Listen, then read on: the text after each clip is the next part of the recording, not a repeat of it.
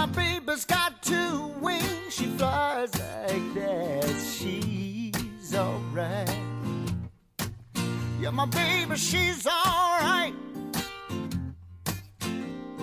Anything I want in this great big world, I got right here in my little Tennessee girl. Early on, you were finding your way when you were a youngster. Right. And your parents split, I believe, when you were 11. Yep. So was music playing a part in your life that early?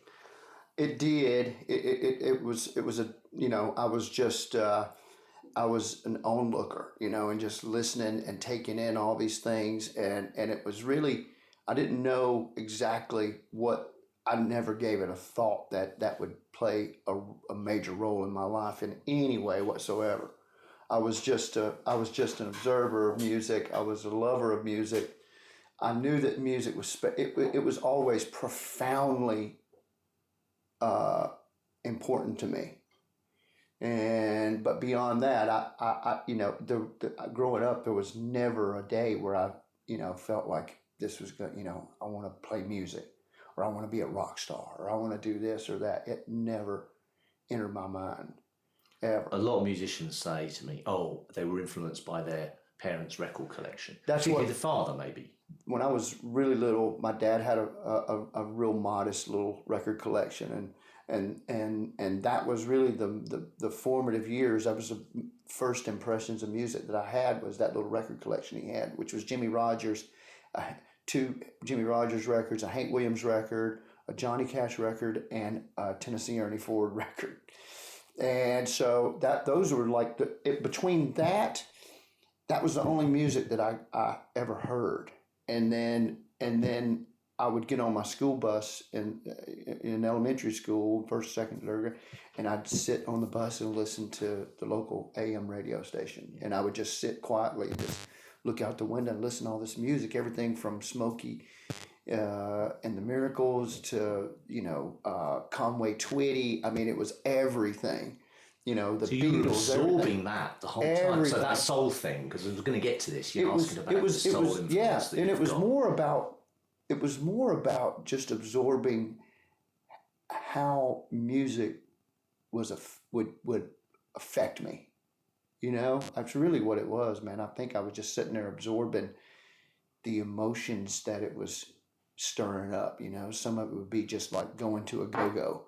And it's just like, wow, this is really fun. Then turn around and hear something like, I don't know, I'm hearing Smokey in my head right now, but like Ooh Baby Baby, and just listening to that too and going, wow. Or listening to I'll Take You There and hearing that. It was just, I think I was really in tune with all that stuff early on. Yeah, she got $2, I got one. We gonna boogie woogie, we'll have some fun. She's always right, never wrong. She never leave no chicken down on the bone. Now, my baby, she rocks. She likes to roll. She got Music City blues deep low down, deep down in her soul. She's alright. Yeah, my baby, she's alright. And then later on, when I moved in with my dad, when I was 20, 21, he hadn't been around, in my life for many years, but he had a guitar then. So he had a guitar. He still had a home stereo system in there, he had a few more records by that time, but he had a guitar, and that was more than any, and I was just like, man, I'm sitting here staring at this guitar every day, and I'm like, What does that do? Yeah. And can I do it? Yeah. And I was in recovery at that time. My dad was just like, look, you just, I came in, right off of a rough run, and my dad was like, look, you just sit here and take care of yourself and try to get on your feet, get your head together. And don't worry about trying to find a job right now. It's just, and he drove a truck, so he would leave every day. And I am just sitting here staring at this guitar every day. I mean, literally looking right at me.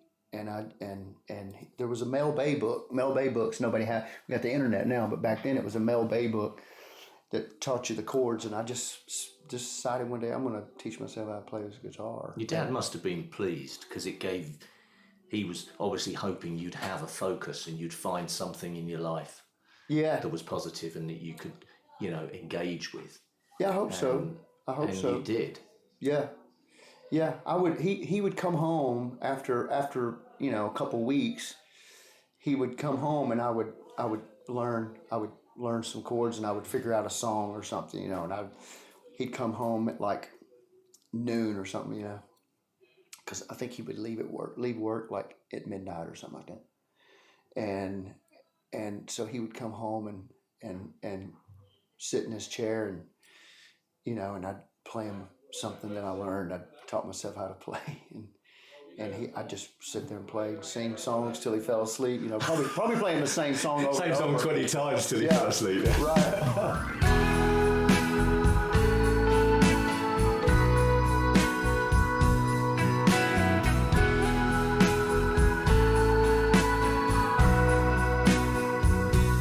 Listen now, child, don't run so wide. When you're racing across the tide, you know things gonna be what they are. You know things gonna be what they are. You know, child, don't worry your mind when this world treats you unkind. When I heard you'd formed that, what a name. I hadn't heard this before. I'd heard of you as a solo artist, but I hadn't heard the Screaming Cheetah Wheelies. Yes. Now that sounds like a skate punk band from LA to me. Right out. But you were playing more, it was more southern rock, I believe, was that right? Or? Yeah, I guess that's what you would call it, would be southern rock. But so how old were you there when you joined that band? I was 22. Okay. Still young, isn't it? Yeah, and was signed to Atlantic by the time I was 23. Wow. That's a steep uphill curve, isn't it? Oh, it was straight into the fire. I mean, I went from sitting at my dad's trying to teach myself how to play guitar, and not having ever written a song, not ever having even thought about being a musician ever, to suddenly a year later or whatever, I'm signed to Atlantic Records with a major record deal, which was insane. And you're very young still. Very young. That's happening, yeah. Very young, and so we were off and running. So we were working over 200 dates a year. We did a summer tour with the Allman Brothers, man, and toured with Gov't Mule, a big band back in the States, and Warren Haynes. with Warren, and so we were.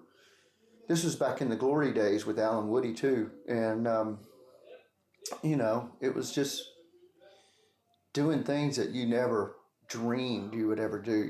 Opening for the Allman Brothers every night, and sitting in with them every night and singing. So it was crazy stuff. And someday, when it rains, you'll see all along you've been growing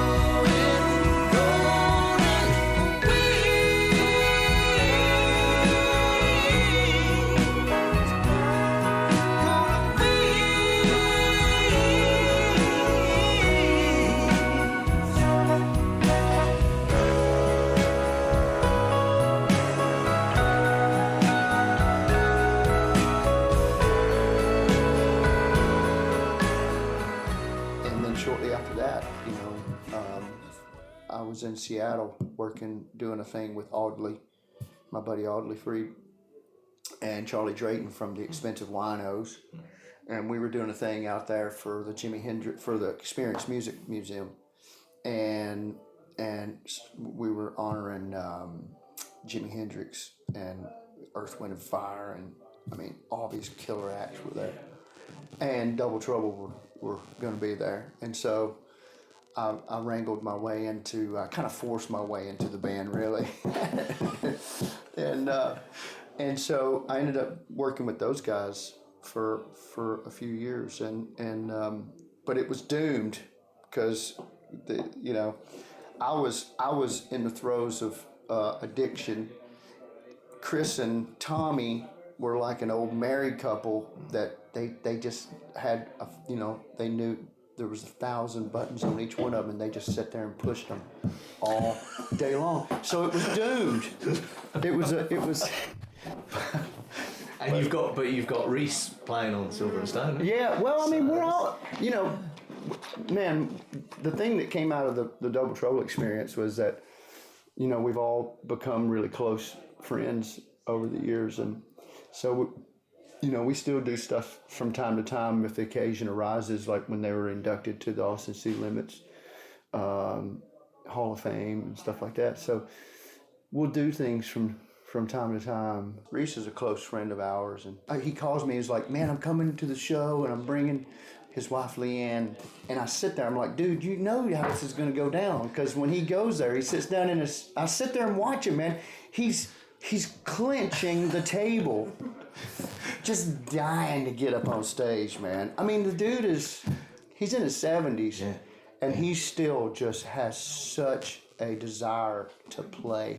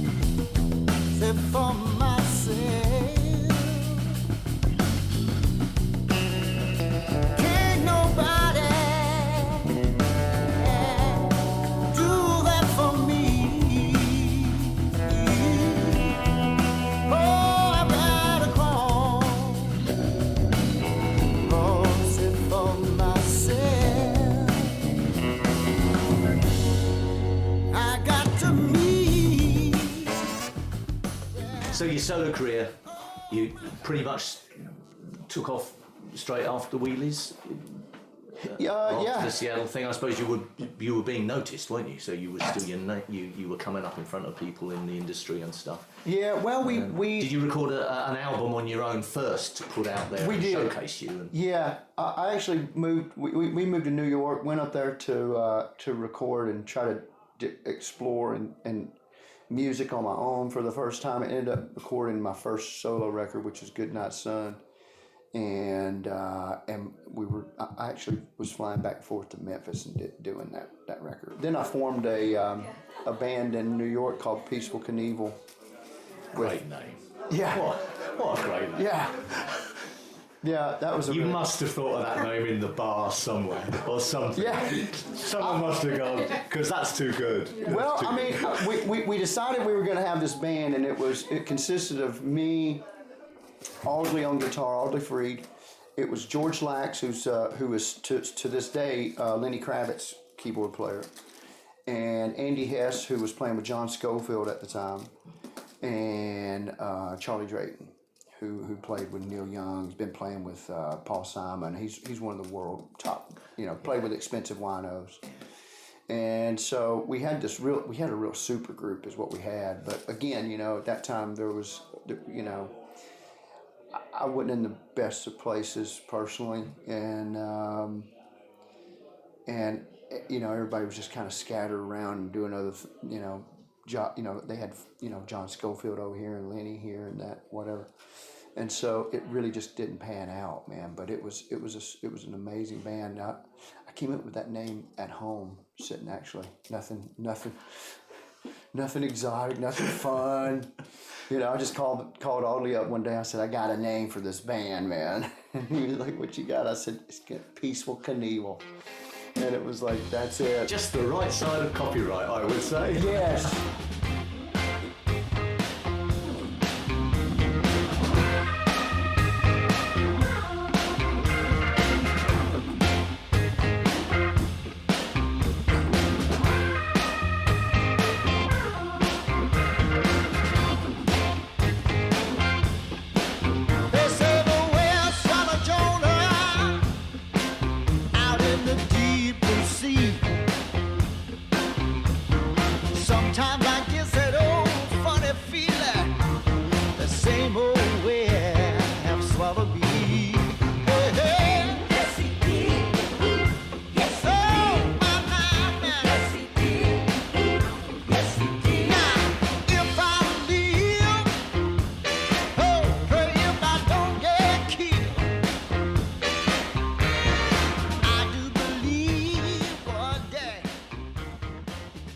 Now, I first heard about you for Shine for All the People when you were nominated for it, and you won a Grammy for that. Yeah.